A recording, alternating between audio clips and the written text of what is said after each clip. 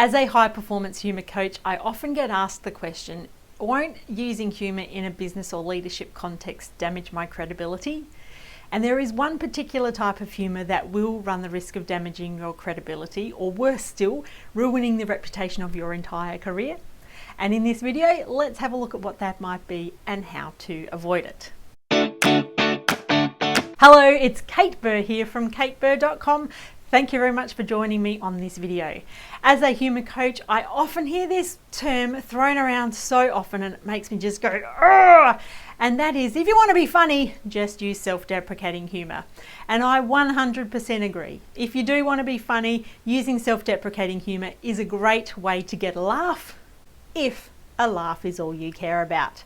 But from a leadership context, being funny is probably a misguided use of humour. There is so many other things that humour can do, so probably a better question to ask yourself is, how can I strategically use humour in the workplace to alter people's moods, use it to connect with people and also get engagement? And if we look at self-deprecating humour through that lens, it's probably not really going to help us. You see, self-deprecating humour is all about having a laugh at your own expense. It involves tearing yourself down, pointing out your inadequacies and attacking yourself just in the name of getting a laugh. And the problem from a leadership context when you start using self-deprecating humour is, if you're tearing yourself down and pointing out your inadequacies, it gives other people permission to do the same thing. The other problem with self-deprecating humour is that if you suffer from any sort of imposter syndrome, self-deprecating humour is only going to make that worse.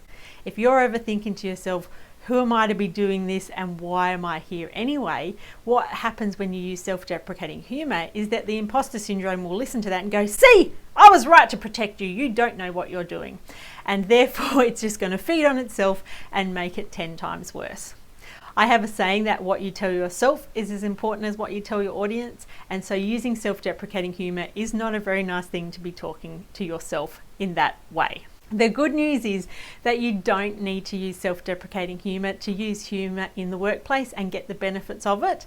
Instead, you can be funny on purpose. And what I teach in high performance humour is how to be funny on purpose, where you're using humour that is relevant to your purpose of what you're trying to do, and it also engages your people.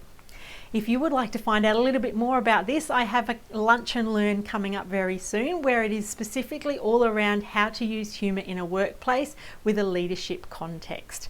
So please join me for that. The link will be very close to this video, and I look forward to seeing you soon. Bye.